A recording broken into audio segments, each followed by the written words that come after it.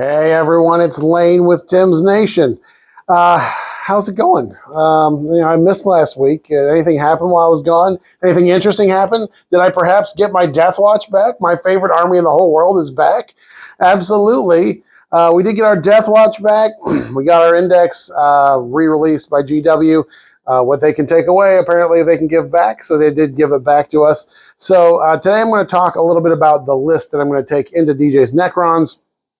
I'm also going to spend some time talking about the index itself, of course. I'm not going to do a separate video. I'm not going to go through every data sheet and every enhancement and every stratagem. I think some other people have done that sufficiently already. I'm just going to talk about how I'm going to use them in my games tonight here. But I'm going to give you some overall thoughts on the index itself, and then we'll get into the specifics of the list here. So it's a day to celebrate, guys. I'm very happy. Again, I can't give GW too much credit for bringing it back when they're the ones who took it away to begin with. But the DeathWatch have returned, and I'm overall happy with the list, or happy with the index. So let's talk a little bit about the index itself. So we gained, our overall detachment rule are the mission tactics, which are basically unchanged from what they were in the index. Once per game, we have Furor tactics where we can pop off and do sustained for the entire turn. Once per game, we can do lethals for the entire turn with the Malleus tactics. And once per game, all 6 hit become precision. With the Pergatus tactics. These are all strong, useful. The Pergatus one, the Precision one, probably the less consistent of the ones to use, but it still has uses. I've definitely used that before, maybe to get a kill for something like a Purge the Foe mission when I needed a kill. Just sniping a character out might have been the easiest way to do that, or pulling Assassination and being able to do that really quickly. I remember I played against a Space Wolves player once. He put a 6-man brick of Thunderwolf Cavalry on the line there with the characters out in the open. I went first and pulled Assassinate turn 1, so then I did the Precision mission tactics to snipe one of those characters out and pulled off my Assassinate turn 1 without even having to chew through the entire squad of Thunderwolves. So there's definitely play with it. Excuse me, still getting over a little cold. But those basically haven't changed. Our enhancements are pretty similar. They're good. The one major change, well, of course, was Oath of Moment. No, or not Oath of Moment. Tome of Ectoclades, which no longer includes the wound rerolls. Once per game, you can pick 2 different targets and have 2 different Oath of Moments active for that battle round. But the points did go down from 40 to 30, and the model that uses it does not have to be on the table. This caused me so many headaches in the index before, because Tome of Ectoclades used to say specifically in the wording that the model had to be on the table. So when you have an army with an uppy-downy teleport strat where you're going to pick things up at the end of your opponent's turn, you can't pick up your guy with the Tome of Ectoclades. So I had to find so many ways to keep that model on the table. So now he can't be in a transport, of course, but he can be in reserve or in deep strike or have been uppy-downy. So it gives a little bit more flexibility. But Thief of Secrets is back. Super great close combat buff for a character. And, of course, Beacon and Jealous is back. Again, really good. Give a unit deep strike and rapid ingress for free. And, of course, the Osseous Key is there again. Never really used that. Never even tried it. You can only take 3 enhancements, and, man, those other 3 are real good. So we're happy to have those. Our stratagems have been adjusted a little bit in that the stratagems only apply to kill teams. So while you can take any Space Marines, I can take Devastator Centurions or Eradicator Squad or an Inceptor Squad. The strats only can be used. The special issue ammo strats can only be used on kill teams, but they do apply to all the weapons in there. So that's great. That means you're improving the shooting profiles of Plasma Inceptors or Eradicators that are inside the kill teams. So that's a lot of fun. The teleport strat is great, being able to teleport 2 kill teams now that they're even a little bit stronger. So stratagems are all good. And then the data sheets is really where we got the big improvement here. And I will say overall, there's not a lot of flexibility with the kill teams. Starting when I started playing DeathWatch back in 8th edition, there was a lot of flexibility in how you built your kill teams. There's less of that now, but they've made them so that they're more impactful, and they made their special rules pretty good, pretty solid. So I think they're strong.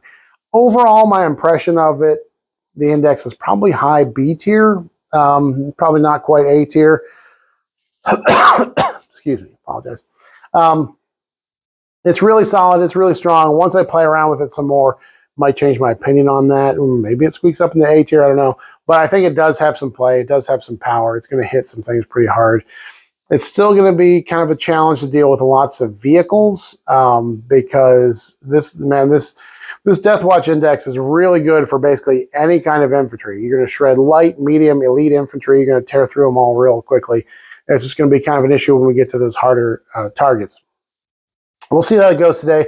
DJ brought a bunch of vehicles for me, so I'll give you some good practice and see how we do into that. So overall, I wish we had the ability to combat squad. I wish GW would give us the ability to build these kill teams and give different points for the different units.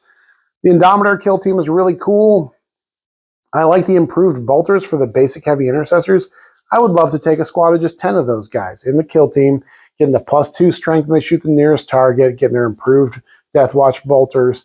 But at 270 points, no, I got to take the Eradicators, got to put the aggressors in there. I wish we could, the individual units could be built with points for the individual models that you add in there to give it some flexibility.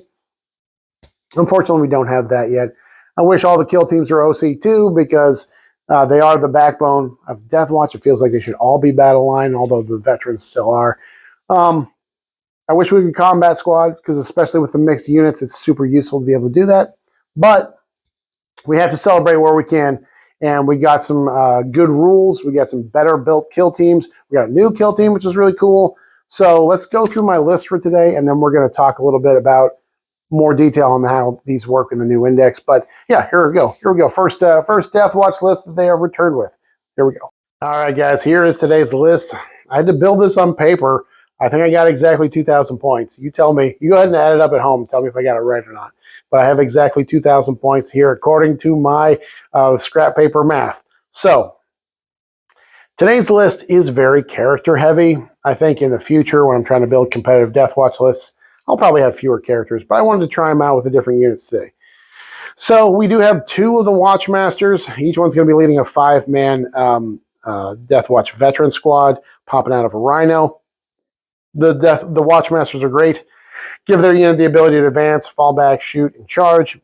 Their attack is really strong. They get 6 attacks in combat, hitting on 2s, strength 6, AP 2, D3 damage, and they do have Lance, so they punch really hard. They would normally be a great subject for the Thief of Secrets enhancement, but I'm not taking on them today. We'll see where I put that in here a little bit later. But and they also benefit from leaving the DeathWatch veterans because they're hitting on 2s, and so the DeathWatch vets always reroll 1s to hit.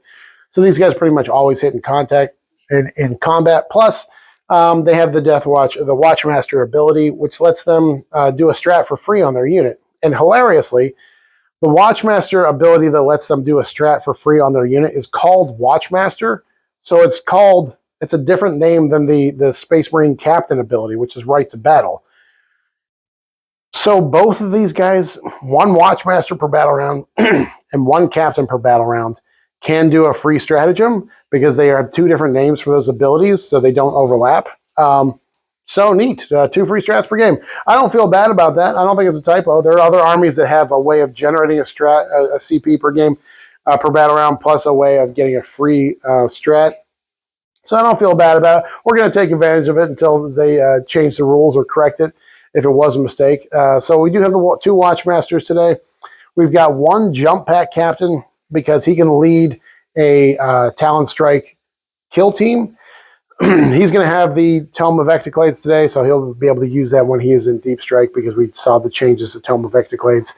Of course, he gives his unit +1 strength when they charge into combat, and also has the Captain ability to give us free strat for his unit. Next, we do have a Gravis Captain. This Gravis Captain is going to be the one who gets just forgot what it was. I just said it again. Thief of Secrets. He's going to get the Thief of Secrets because the Gravis Captain, he gets a Power Fist and 2 extra attacks from Master Crafted Power Sword.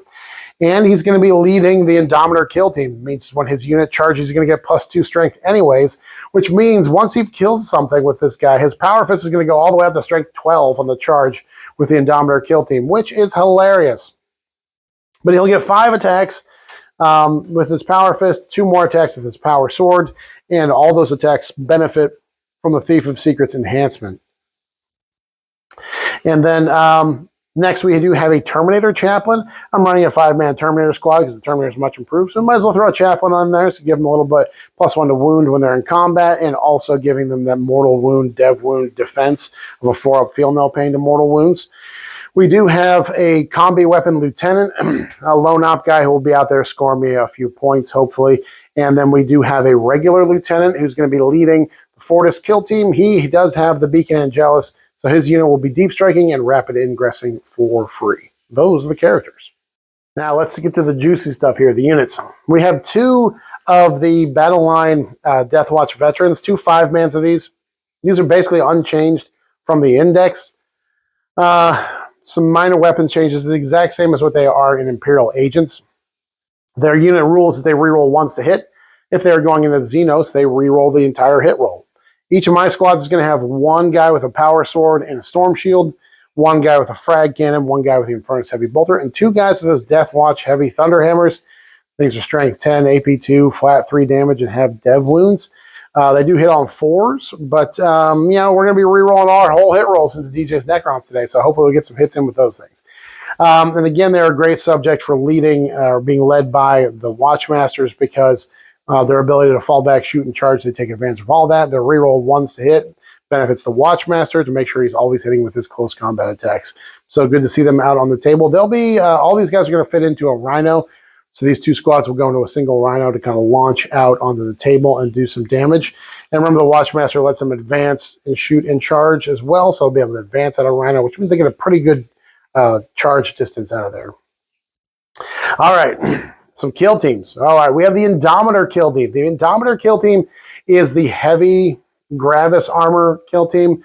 Now you can take up to 3 aggressors, up to 3 eradicators, and as many heavy intercessors as it takes to fill out the squad. Now, as you know, they're not actually called eradicators or aggressors in here. They're called heavy intercessors with power fists or heavy intercessors with melter rifles.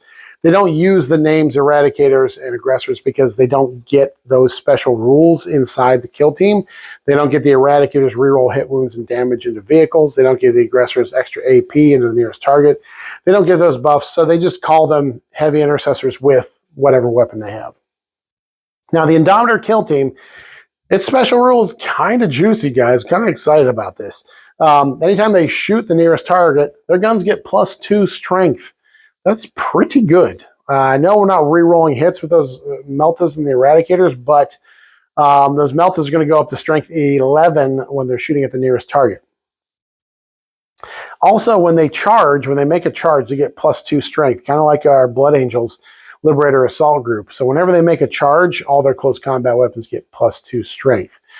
Now, we have 3 aggressors in here. I'm taking the bolter aggressors with the grenades. I think the flamers are another good option, especially because they'll go get that +2 strength and give you a good Overwatch threat. But I'm going with the bolter ones today. We do have 3 Melta eradicators in here. So 1 is a multi-Melta and 2 Melta rifles. That's the most. You can only take 1 multi-Melta for the whole squad. And then we've got 4 heavy intercessors. The real thing here is the heavy intercessors got huge improvements to their bolt weapons.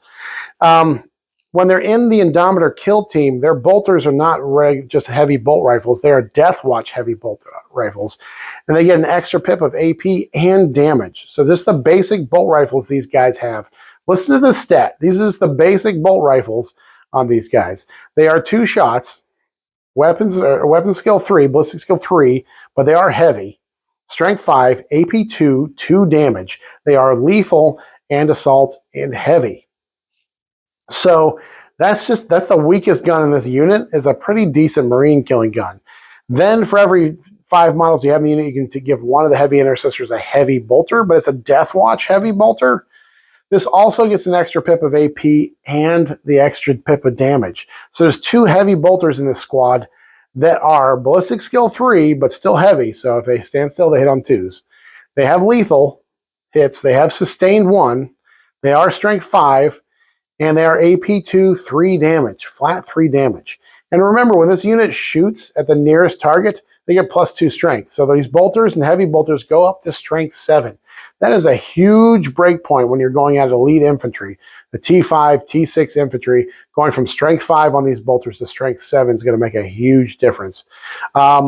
So really, I'm excited to see how this unit does today. Hopefully they don't get tied up too much.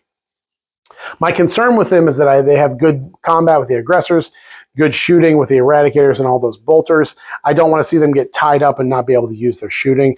That's why I put the Gravis Captain with him and gave him Thief of Secrets. The idea is, I know the Thief of Secrets would be really good on a regular captain with some assault intercessors or on a Watchmaster. However, putting him with the Gravis Captain, he gets more attacks base because he's got 5 on his Power Fist plus 2 on his Power Sword.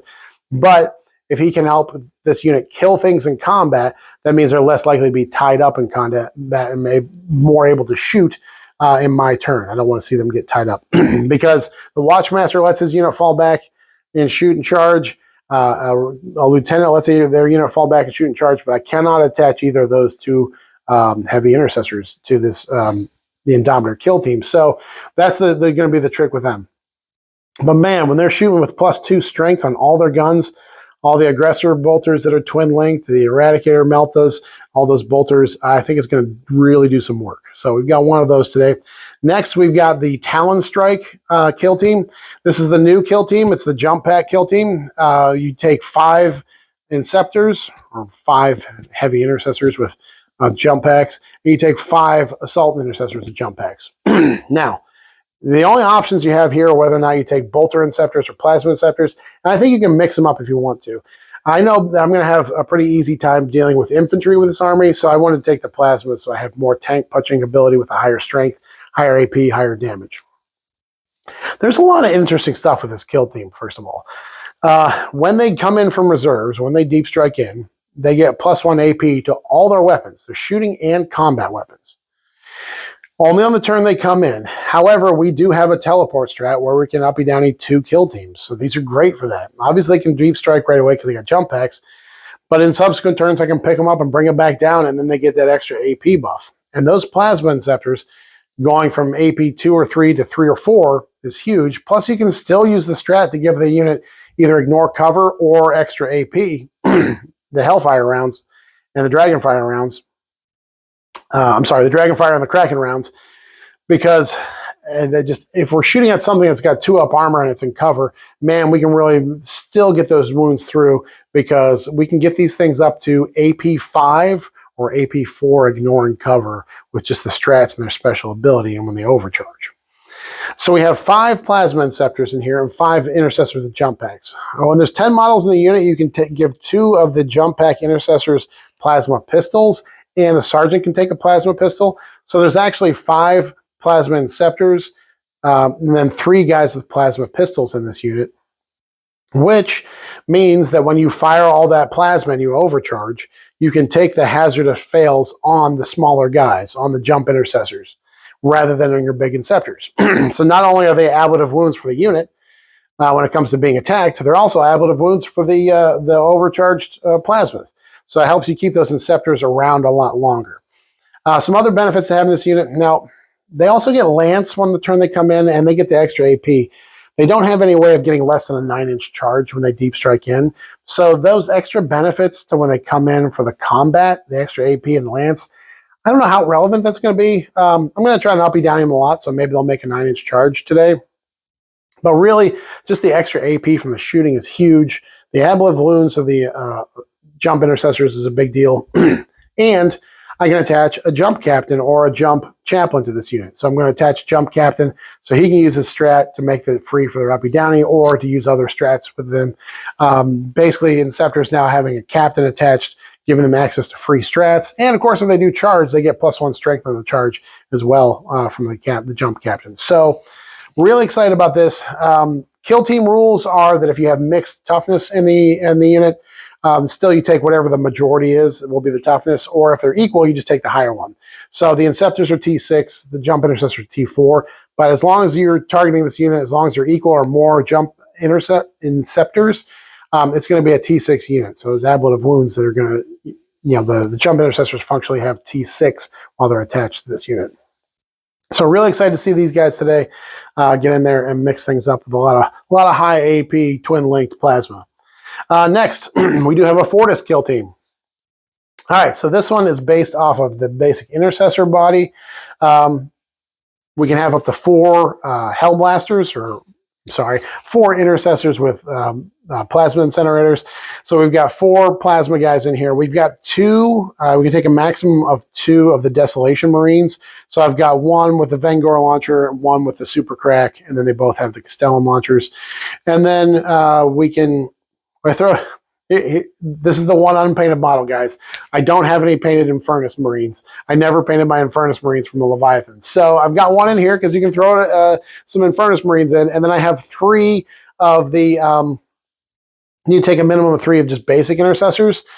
Now, interesting thing with this is that as long as there's, for every 5 models in this unit, you can take 1 grenade launcher.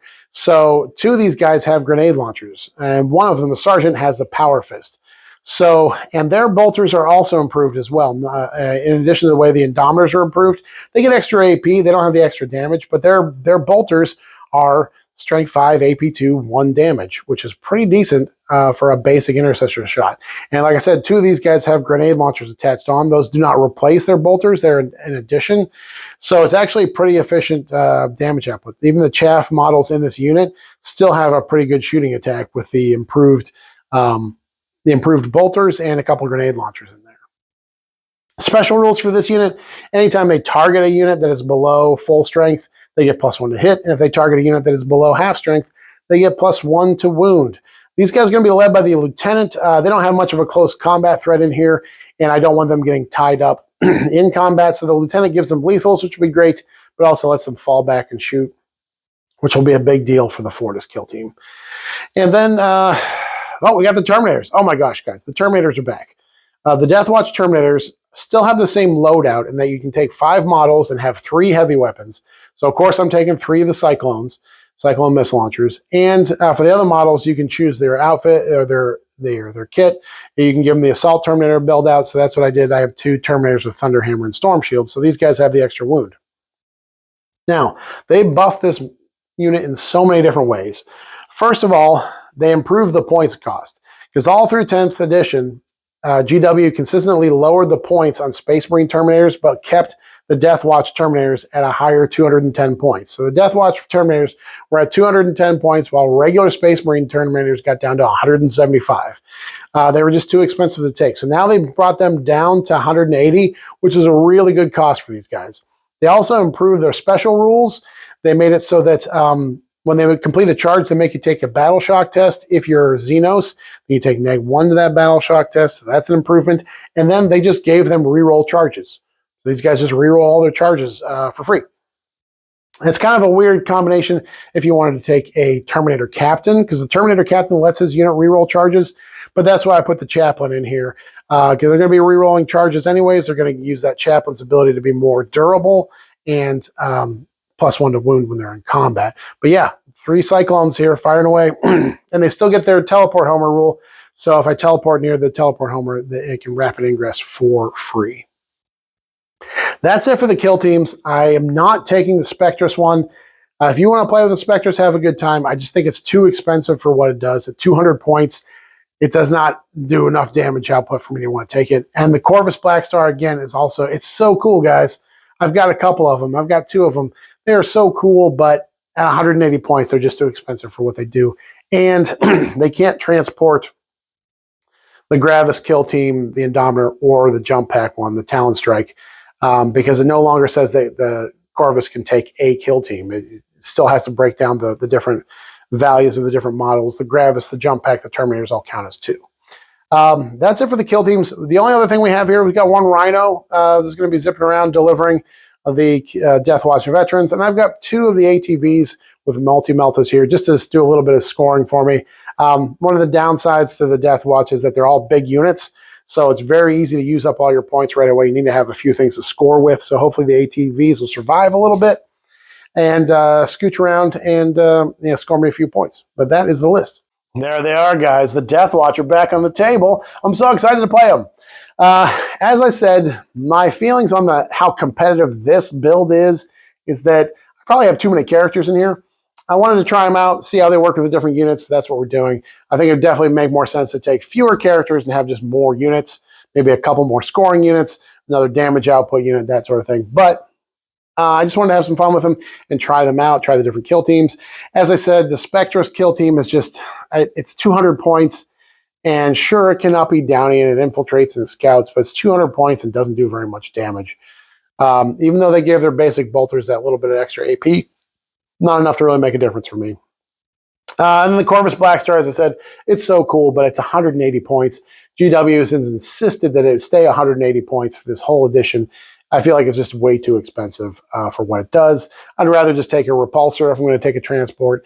And because DeathWatch are a full Space Marine army, now I can take these things. I can take a repulsor instead of having to take the Corvus Blackstar. As I said, the Blackstar used to have, its transport said it could take a kill team. So it didn't matter what the kill team was made out of, you could put it in there. It didn't matter what the models were. But now it's only got a transport capacity of 12, and it doesn't have that rule. So any Terminators, any Gravis, any jump packs all count as 2 models. And so the couple of the kill teams can't even go in there at all because their minimum squad size is 10. You can't put the Gravis in there. You can't put the jump ones in. You probably wouldn't put the jump ones in. And the Terminators, you can only squeeze a 5-man in. So, yeah, I don't think it's, I got other toys to play with, so we'll play with some other toys. Anyways, want to make sure I'm using my strats really well. Like I said, we have the Watchmaster who gives a free strat every turn and the Captain who gives a free strat every turn, each for their respective units. And they have 2 different names for those 2 different rules, so they can both be used in the same battle round. But I want to make sure I'm making really good use of my stratagems because it's really going to buff up the damage output. Extra AP, ignoring cover, spending a CP to put 2 units into sustained or lethals for the turn. That's going to be a huge deal. So I definitely want to make sure I'm making good use of that. And of course, the teleport, uppy downy every turn. So strong, especially obviously with the Talon Strike guys, the jump pack guys that get that extra AP when they come in from reserve. So I'm just hoping to kill some things. I'm hoping to kill some filthy Xenos. So follow me over to the battle report. Let's get these guys back on the table and see if they can purge some filthy Xenos.